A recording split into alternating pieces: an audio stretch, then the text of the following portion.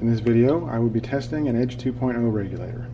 And the regulator I'm testing is this one here. It's part number 0788-2600, which is a 60 psi oxygen regulator. If you look at the drawing for 0788-2600, note 2 says to test it per procedure 6.75. So that's what we've got here. I've printed out the test procedure page, and 6.75 is the top line you see here. Up here I've went ahead and wrote in the values for each of the different letters just to make it easier to follow. And I'm basically just going to walk through the entire test procedure one step at a time. Okay, here we go. Step 1 simply says to install a test gun with a number 52 orifice into the regulator outlet. Okay, so I've done that.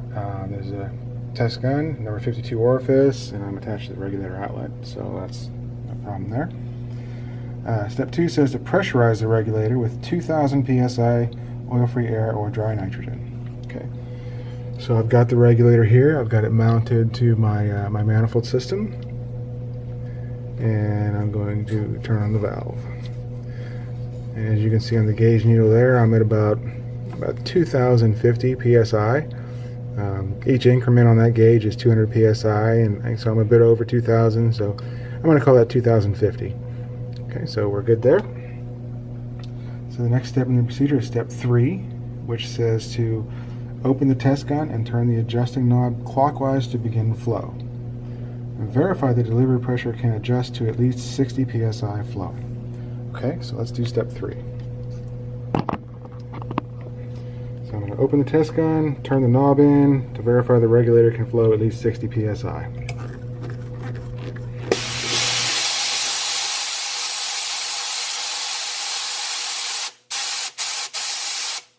As you can see there, I've passed 60 psi flowing, so I've passed step 3 of the test procedure.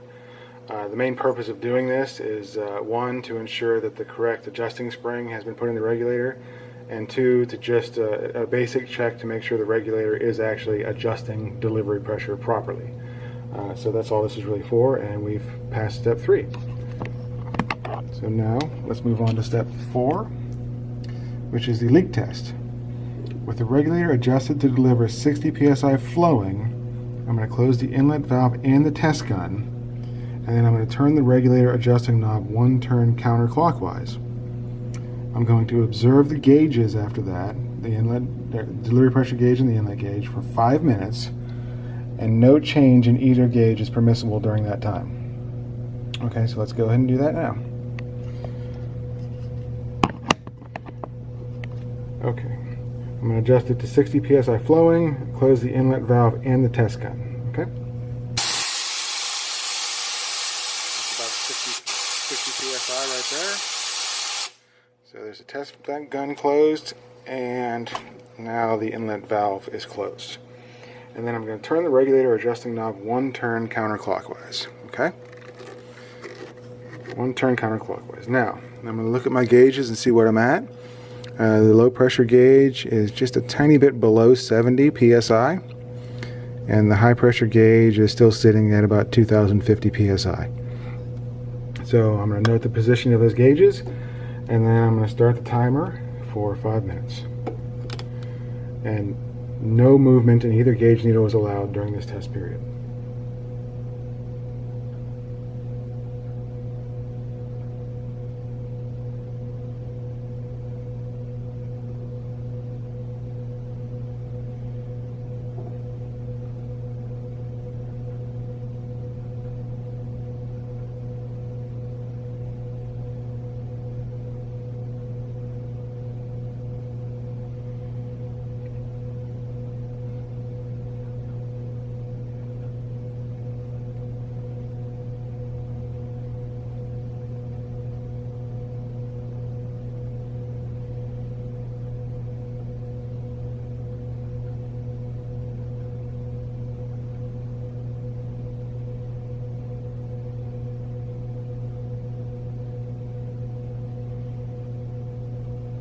Okay, we're a minute into the test procedure right now, and just looking at the gauges, things are looking really good. Neither gauge has moved yet. If the gauge needles do move, some common things that could be wrong with the regulator if you see that.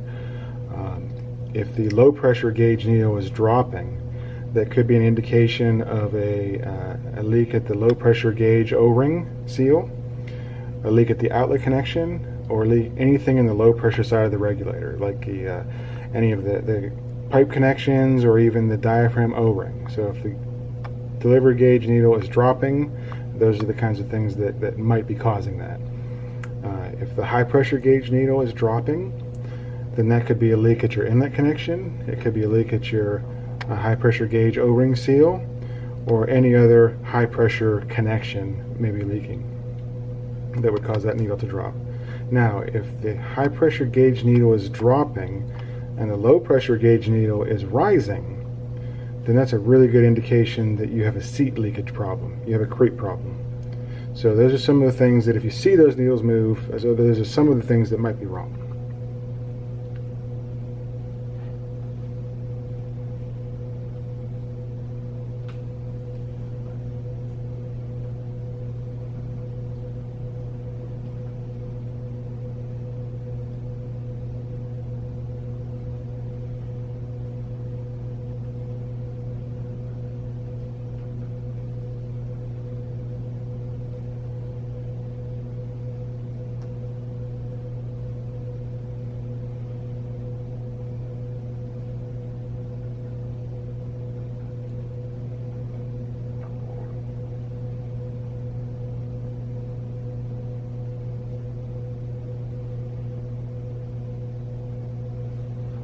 Okay, 3 minutes in and things are still looking really good. No gauge movement, so we're going to keep going.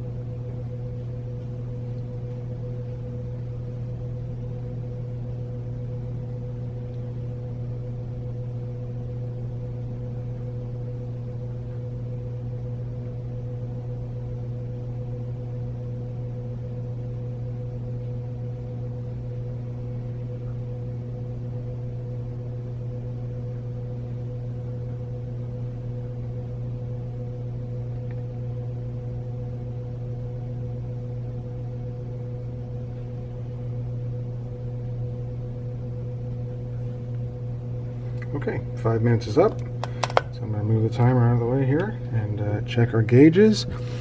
And the needles are exactly where they were when I started the test, so they haven't moved at all. That's perfect. The regulator has passed step 4 leak test. Okay, so let's move on to step 5. Step 5 says to adjust the regulator to deliver 10 psi flowing and then close the test gun. 5A says, which is the drop test, 5A says the difference between the indicated delivery pressure static and the indicated delivery pressure flowing must not exceed 3 psi. Okay, so I'm going to adjust the regulator to 10 psi flowing. I'm going to close the test gun, and the delivery pressure change can't be more than 3 psi. Okay, so let's perform step 5A right now. Okay, I'm going to turn my valve back on since I turned it off for the last test. The regulator is now adjusted to 10 psi. Each increment on that gauge is about 2 psi. So basically the test procedure is allowing 1.5 increments of change going from flowing to not flowing. Okay, so let's see what we got. Usually do it a couple times just to make sure you're getting a consistent reading. And that's about 2 psi. So it's 10 flowing, and then when the gun shut off, it's about 12. So that's 2 psi. The test procedure allowed for 3 psi. So that's great. The regulator has passed step 5A. Now let's move on to the final step, which is 5B, and that's the slow shut-off creep test. With the test gun closed at an indicated static delivery pressure of 10 psi, I'm going to observe the delivery pressure reading for 5 minutes. Now, an initial shut-off increase of 2 psi during the first minute is permissible, and then no further creep is allowed during the test period. Okay? So let's do step 5B now. So I'm going to adjust it to 10 psi static, and then I'm going to watch the delivery pressure gauge for 5 minutes.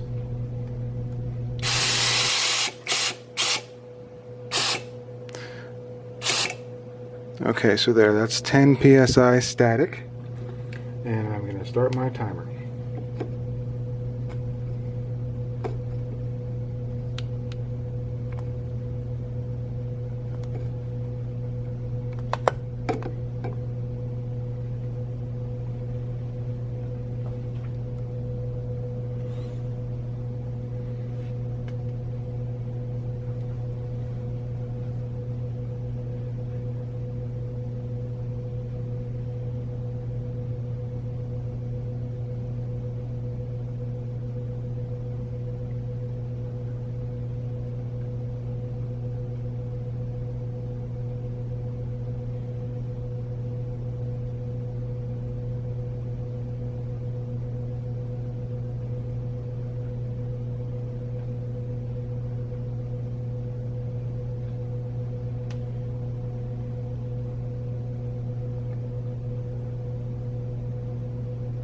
Okay, the first minute's up, so let's see what we got. The test procedure said that an initial shutoff increase of 2 psi was allowed during the first minute.